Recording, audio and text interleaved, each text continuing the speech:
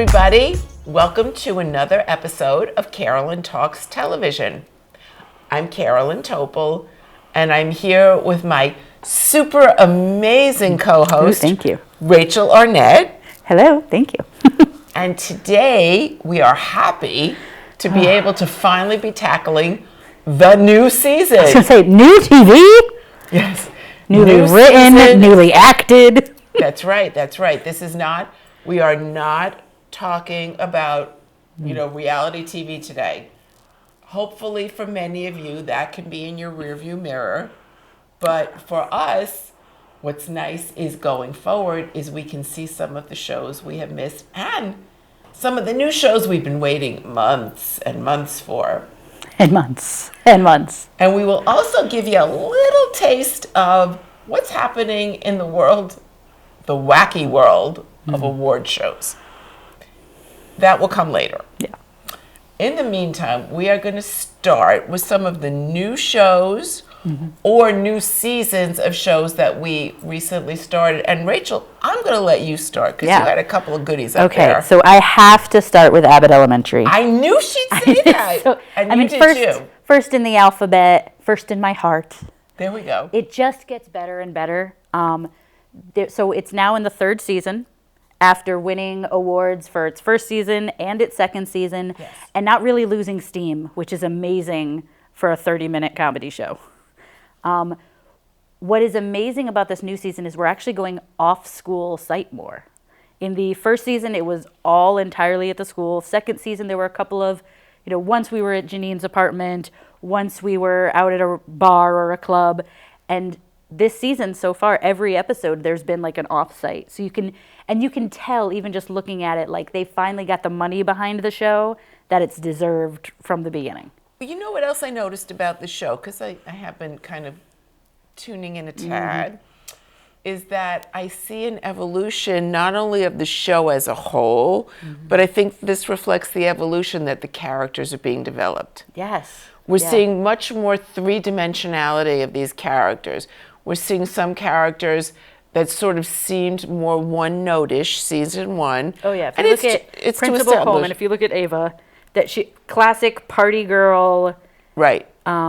Very little interest in anything related to her job. She's trying to be a principal this year, like for real, for real. And it was wild, yeah. And doing it sometimes relatively successfully. We're seeing relationships develop, both friend and romantic. And not develop as needed.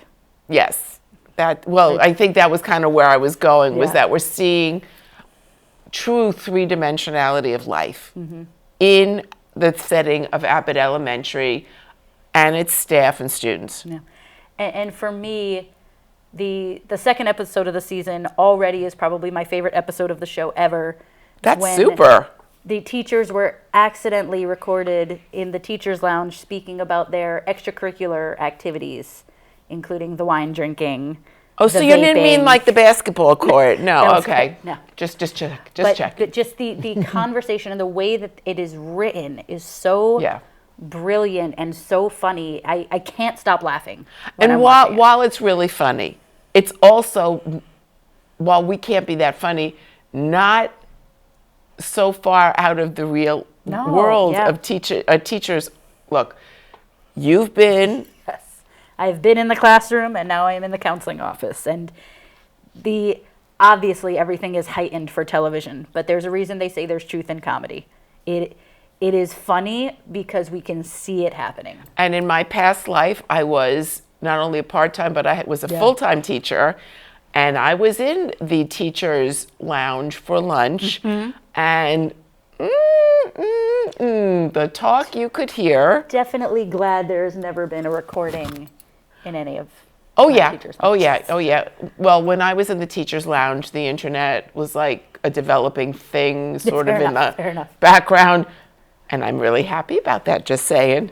Yeah, I'm pretty sure there were still smoking lounges when I was in elementary school, just for like 1 or 2 years. Full confession, I am a former smoker, so I was in the smoking lounge as a teacher. Not anymore. I would now be in the non-smoking school now. Oh no, that'd be hilarious. But in any case, if you have not yet checked out Abbott Elementary, do yourself a favor. if you are not a teacher, you have been to a school, you have been in a school, you know people that are like this, and it is just probably the most worthwhile 30 minutes of TV for me a week. So give it a shot. It's only 30 minutes and it has commercials, so it's really 22 and a half. That's fair. Okay, now I'm going to give a couple of things that I thought you? were interesting. First of all, I'm going to start with a show that came at the very end of 2023.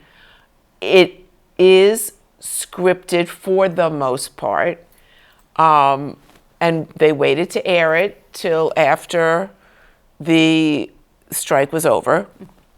And it was a special, interestingly enough, on CBS, even though there was a lot of Disney involved in it, because it was the Dick Van Dyke 98 Years of Magic, and it was celebrating his 98th birthday. Wow, I would have expected ABC for that. And I even double checked it today, folks, and it said CBS on the internet. So good for CBS. Yeah, right. And this show was put together by Dick Van Dyke's wife, who's, without being inappropriate, considerably younger than him, his current wife, and Rob Reiner, who is the son of one of his best friends who passed away not long ago, Carl Reiner. And they recreated scenes from shows throughout it. They talked about the history of what Dick Van Dyke did. They showed clips of both TV and, of course, film, because let's face it, he did it all, and Broadway. He did it. He was truly the all-encompassing actor. That's how he was discovered. He was on Broadway. Yep, and he took part in the tribute. You were saying earlier. As well. And what he did was he sat almost like a central booth in front of everybody in this U-shaped booth, and talent would join him to talk to him. He was never asked to get up. And at he's 98 years old. He's 98 years old, and you could tell he was not a young person anymore.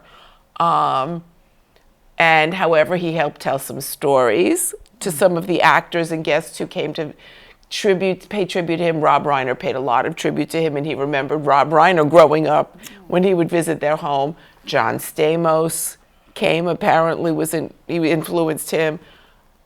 If you haven't seen it, look it up, find it online. It's really worth the time. It was a beautiful tribute, and if you liked anything of Dick Van Dyke's, just saying I'm wearing my Mary Poppins earrings today on purpose, it's worth it. It's worth your time. It was commercial, so it's not quite a long show. You really get through it quickly. And then one show that's brand new that I've been waiting for. Yeah. I'm a huge Justin Hartley fan. I was a Justin Hartley fan from Young and the Restless. I was going to say, and then This Is Us. Hello. You loved him on This Is Us. I loved him on This Is Us. And now they made a whole show on CBS revolved around him called Tracker. And this is a show where right off the bat, you know there's something, and they're just like with This Is Us, each episode you get a little taste of what brought him to the point that what he does is, if primarily people are missing, not so much things, but people are missing, they are brought to him and he will find them. Okay, I actually watched the first episode. He's a rewardist. That's what he calls himself. Yes. A rewardist. He collects the reward, but only if he finds the person. And the interesting thing is, and spoiler alert, cover your ears right now, it's not always a happy ending for when he's looking for people. This show is dynamic. Okay, spoiler alert over. Open ears. Okay. The show is dynamic. It's got a core ensemble of people. He doesn't do this all alone. He's not in a vacuum. He knows he needs help here, there. He's got internet specialists and people who know how to look things up and Google things specialists. Yeah. It's hilarious in that respect. He's even got an attorney who's a good close friend of his who both backs him up and also in the last episode, brought him a client. Yeah.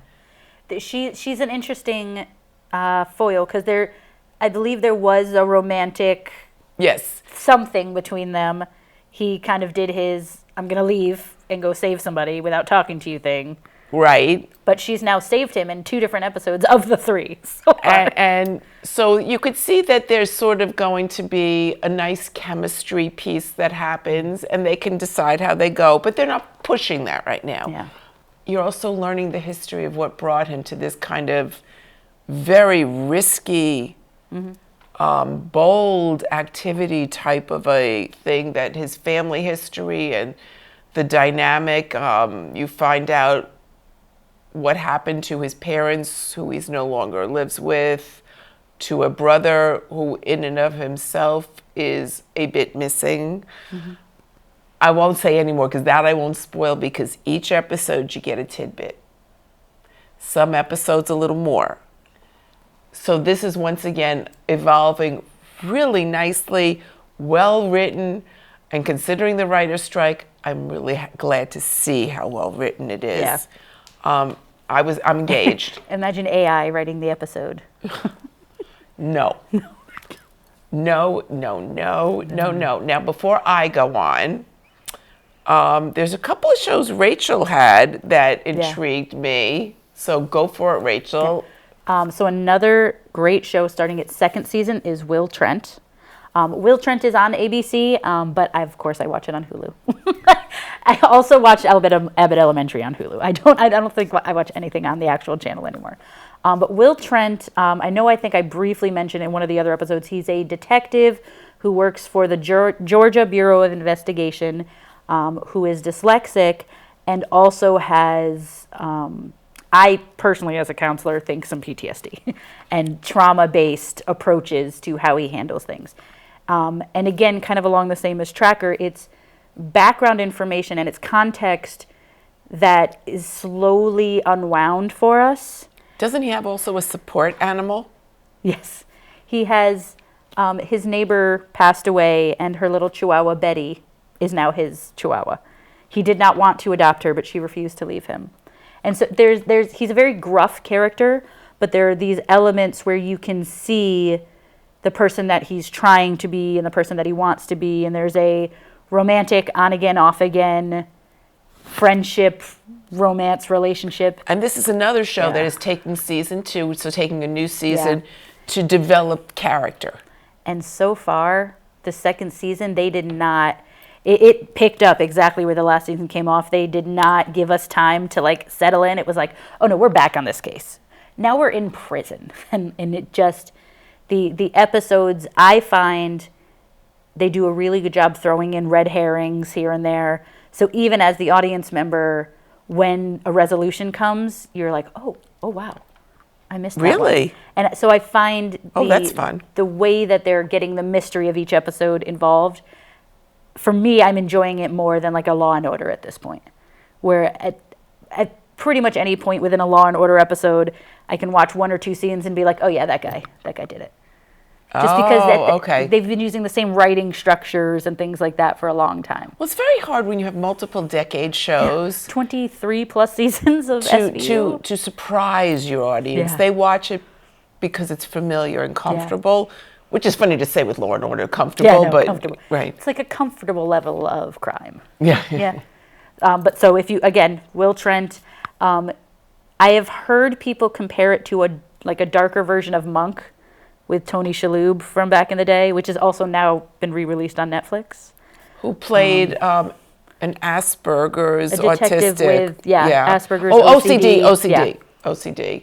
So I guess this is another where they're giving you somebody like that. Yeah. Okay, and give me the one that is really fun, because we've been doing which I like, that we both have the fun things and the drama things. Yeah. This season of Saturday Night Live for me is one of the first in probably 10 years where I am actively laughing out loud when I watch it by myself. That's great. Bowen Yang, who is one of the newer cast members and writers, to me is such a standout.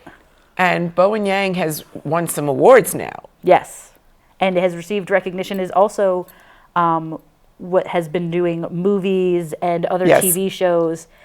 And I appreciate that on SNL, he gives us this very characterized version of himself. it feels, where you can see Yes. like, that's Bo and Yang, but like Bo and Yang. He like elevates everything. Like my favorite character he did was actually last season. He was the iceberg that the Titanic hit. And I was like, wow, the Titanic really shouldn't have done that. But like, he has you convinced. And then even this past week's episode was the episode with Sydney Sweeney, who I love from White Lotus and Euphoria and everything. Yes. And I think what they're doing differently this year is they're engaging more with pop culture and with memes and with internet phenomenon for like a week. It's being included in the monologue or being included in a scene. And so within the moment, you're thinking, okay, well, that was an internet joke that was like 7 hours on 2 days. But in the moment, it's hilarious. And later on, it's like, oh, that was so clever that they worked in. It's almost becoming more like a South Park relevancy, where they really tried to do it truly on a week-by-week basis and pick up pop culture things. I have absolutely loved every episode this season. Weekend Update keeps getting better and better as Michael Che and Colin Jost get more and more unhinged. I think Weekend Update, particularly in 2024, need I say more, is going to be so elevated this year. Oh, yeah. That it's going to go by the end of the season. I want just a 45-minute Weekend Update. That would be fun. I would love that. That would be fun. I'm sure be I would do that. exhausting for them. But even when they have the other cast members come on as the characters, yeah, they've all been good and they've all been amazingly funny. And I'm really I appreciate that SNL is pushing boundaries a little bit, and it doesn't feel like it's the same type of safe, we can all kind of giggle at it comedy that it has been. They're really going for the jugular. And I like that, and I because appreciate that because that's what it's because for. in the mid to late 70s, when it first aired and I was watching it as a high schooler and then college student, that's what was engaging about it. Was so think of Norm Macdonald, risque, and Gilda Radner. To this day, I can't say the name Roseanne without thinking of her. Rosanna Dan. Just saying. Okay. Well, and it just they have the chemistry too yes, that they do. Tina Fey and Amy Poehler had, and then Amy Poehler and Seth Meyers. They have a chemistry that really works for them at this point. And I wish I knew what the chemistry test. I mean, that's sometimes what they've called it. The chemistry test is when they bring on a new person, because it works. It works. Yeah. And now for me, I'm going to pop in and tell you a little bit about what I'm seeing as the seasons. There are 2 tournaments of champions going on this year. Ooh. Yes, there are. One is on the Food Network. Guy Fieri hosts a tournament of champions that goes on for many weeks and is built similarly, starting with 32 chefs and built, I think that's how many, and built in the same way as they do March Madness, which is why he does it now, and narrows it down. And these chefs are all chefs that have had multiple wins, who have Michelin stars, who have James Beard Award. Who have done other Food Network competition shows? Some of them, and some of them have not necessarily. Some of them have been from other network food competitions, Top Chefs competitions. And like I said, Chopped. And then what they'll do is the judges they bring in are multi-James Beard Award-winning people who have had 7 Emmys for their Food Network shows and their PBS shows. 18 restaurants open between. Yeah.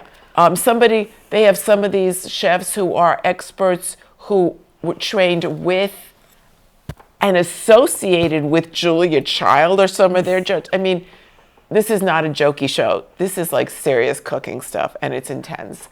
If you like Food Network or food shows, this is the pinnacle. Yeah. If you get a good kick out of it. And then there's the Jeopardy Tournament of Champions, which is syndication. Which has been going on for a very long time. A million years. Ken Jennings is now the solo host. However, reaching the Tournament of Champions this year was a bit painful, because all they did was they kept bringing back people, because I think they didn't have enough 5-day champions during the past year. Not even enough 4-day. So they brought back highlighted people from the past few years, some of who competed against super champs, so didn't get a second try, even though they were really great players. Or people who won 3 games and got and missed out after the 3rd game because they just did one thing wrong, let's say in Final Jeopardy, that kind of thing. But this has been going on since the season started and making my eyes bloodshot watching people just come back and back. I really hope after that, now that we're into the actual Tournament of Champions, when it's over, we may start seeing some new faces on Jeopardy. I know you and my dad have talked about it too. When we watch Jeopardy with dinner, and he watches it every night, it does not matter. He's very much like you. And he is just about done with the tournament. He said it's been the longest tournament of his life, and he's not even a part of it. It's painful. And I'm going to quickly scoot in one more of my shows, and then we're going to go back to some of yours. There's a new show out there that came out last year. Okay. And then, of course, we had the strike. But it was done on the Hallmark Network, Hallmark Movies and Mysteries. So my mom has seen it, I'm sure. I would think so. And like many cable channels and streaming, they don't do 20 episodes or 26. They keep it, 10, sometimes 12, whatever. But it's a series of, like in 3 months, you do the season. It's over. Called The Way Home. Oh. And now, I don't like fantasy. I'm that. I'm not a fantasy. This thing just hooked me because it's a fantasy with a mystery. Ooh. And also, it folds over years of life. Like you go back in time, present time, way back in time this year, and at the end of the first season. I love a good time travel show. I do. And it's a weakness. And the thing that they do is the way they travel through time was they found out by accident someone fell into a pond and didn't come back up. And ended up in a different time with the same family in the same location. Oh, weird. And learns the history of her family. And then the mother and daughter both do this because they come to discover the biggest sort of haunting piece of this family's history is that one night, the mom's little brother, when she was a teen and was supposed to sort of kind of be keeping an eye out for him, went outside briefly and disappeared. Never to be found again. And they go back and forth in time trying to piece together what happened. Can they stop it from happening? Yeah. Can they find him? And now we're way back in time, learning that this young little boy who liked his camera was obsessed with taking pictures of this pond. Ooh. And yes, that was me trying to have creepy. I can see why that hooked you. Yeah. So if you like anything about time travel, be it Back to the Future, This Is Us, or anything else like that, if you like anything that incorporates mystery or hidden gems from the past, or if you like some true fantasy where there's like this crazy pond thing that swallows you up and spits you out where, and this is truly how they worded, where the pond wants you to go. Sentient ponds. Okay. Sentient pond. That is a new fear added to my list of things that I didn't know I had to worry about. Sentient ponds. And they go to, and now of course they voluntarily go to the pond because they want to go back to certain times and hope the pond spits them out at the right time, and it doesn't always. And they know that it means the pond wants to send them somewhere, and they'd have to figure out why it's sending them there instead. Crazy. There's something to be learned from. Okay. From where it's being sent. So it's a 1 hour regular weekly show, 1 hour with commercials. It takes you 45. Try it. Last season, I'm sure you can get online in 100 million places. I won't even begin to tell you where you all know where you can find those things from the previous year. And Rachel, I'm going to let you see if you want to finish it up with your last show there. Yeah. So another show that I watch on Paramount Plus, but it's on CBS, is Equalizer, which is based, I believe, on the movie series with Denzel Washington, where he plays a former CIA agent who essentially fixes things and helps people who are fighting against some kind of evil power to fight back. In the TV series, Queen Latifah plays the central role, and she and the entire cast do a fantastic job. This is now, I think, the third season that they're showing us, and it just... And there was an Equalizer stays. many, many years ago, so Oh, this see, is I didn't even know that. actually See, I'm just a familiar with the rebirth Denzel. of a Oh, series. I love that. But it has maintained its pace, it's maintained its writing, its acting, like everything very, very well. So I'm just excited. And Queen Latifah is the whole package.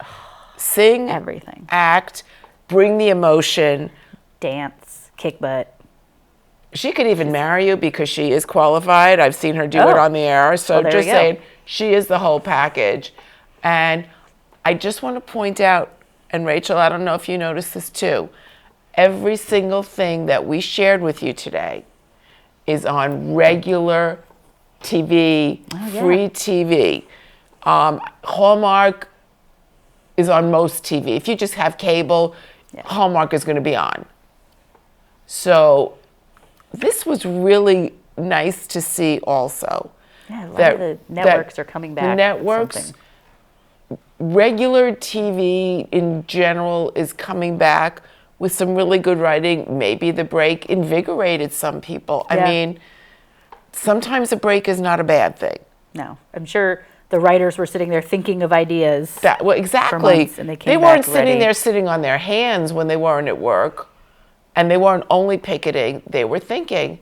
So what I am going to share with you now is that maybe try some of these shows, new seasons, go back to earlier seasons. See if you can just pop in the season you're at, because I bet a lot of Yeah. these shows you could do that with, and kind of pick up the past and maybe go back if you want, and give regular TV, not the pay streaming stations, a chance. I know you say you watch it on the pay thing Yeah, streaming, but I could absolutely but she watch could have them. watched it and DVR'd it on plain old TV. Very true. So, for the fabulous Rachel Arnett and myself, we hope you enjoyed another episode of Carolyn Talks Television.